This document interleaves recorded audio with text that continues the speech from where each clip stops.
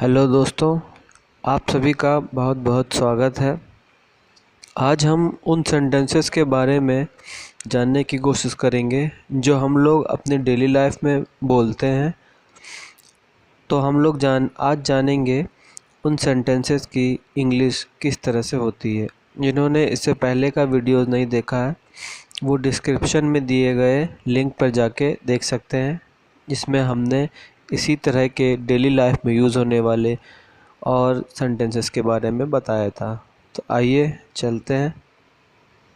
आज का जो पहला सेंटेंस है दोस्तों, वो है आओ चलें। इसको जब हम इंग्लिश में कहेंगे तो उसके लिए हम लोग यूज़ करेंगे लेट्स गो। Let's go.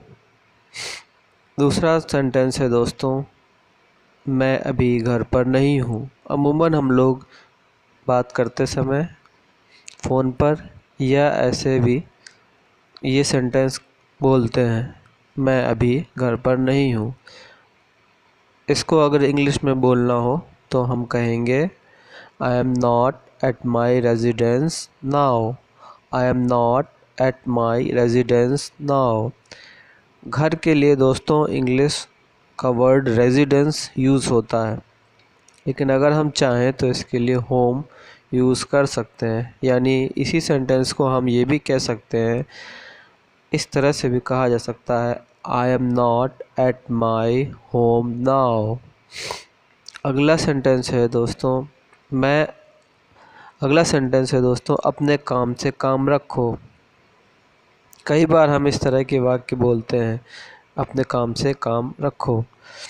इसकी इंग्लिश क्या होगी? इसकी इंग्लिश होगी mind your own business. Mind your own business. यहाँ पे बिजनेस काम के अर्थ में यूज़ हुआ है। नेक्स्ट सेंटेंस इज जल्दी करो, हरी अप। जल्दी करो, हरी अप। धीरे चलो, मूव स्लोली। धीरे चलो, मूव स्लोली। नेक्स्ट सेंटेंस है दोस्तों, अभी आता हूँ, कमिंग सून। अभी आता हूँ, कमिंग सून।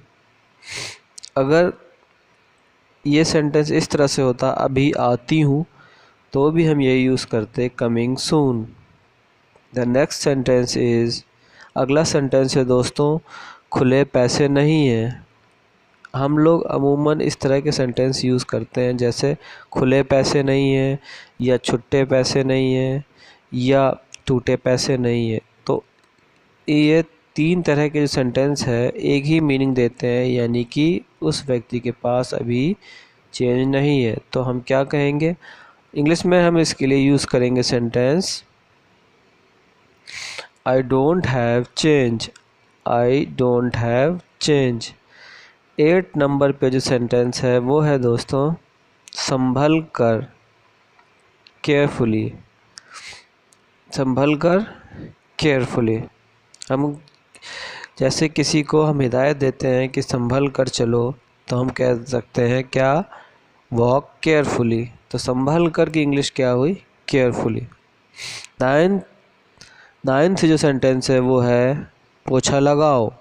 नाइन्थ सेंटेंस में लिखा है पोछा लगाओ, तो उसके लिए क्या है? इंग्लिश का वर्ड यूज़ होता है मॉप। पोछा लगाना ये एक ही क्रिया में यूज़ हुए, यानी एक ही वर्ब के लिए यूज़ हुआ है, और उसकी इंग्लिश होगी मॉप। नेक्स्ट सेंटेंस है दोस्तों 10th नंबर का, निकल चलो, एस्केप। 10th नंबर पर सेंटेंस है निकल चलो, जिसकी इंग्लिश हुई एस्केप। ESCAPE। 11th नंबर का सेंटेंस है दोस्तों सब्र करो। सब्र का मतलब होता है धीरज रखना। सब्र करो, बी पेशेंट।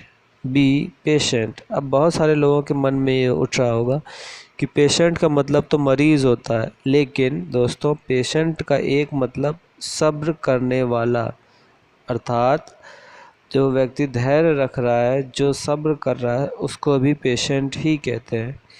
तो इसलिए सब्र करो की इंग्लिश हुई बी पेशेंट। इस प्रकार से दोस्तों हम लोगों ने 11 सेंटेंसेस और इनका इंग्लिश वर्ज़न देखा। ये 11 सेंटेंसेस हम लोग प्रतिदिन के अपने लाइफ में यूज़ करते हैं। तो आइए एक बार रिकैप करते चलें। फर्स्ट सेंटेंस था आओ चलें और उसकी इंग्लिश थी लेट्स गो।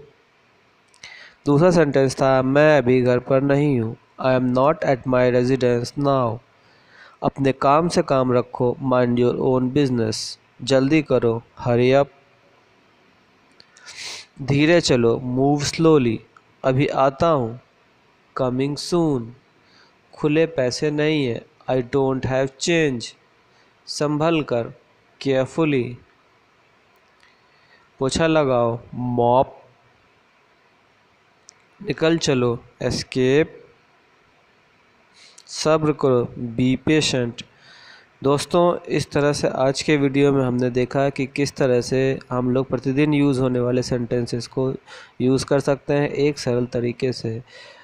तो आशा है कि आप लोगों को अच्छे से ये वीडियो और इसमें बताए गए सेंटेंस समझ में आए होंगे।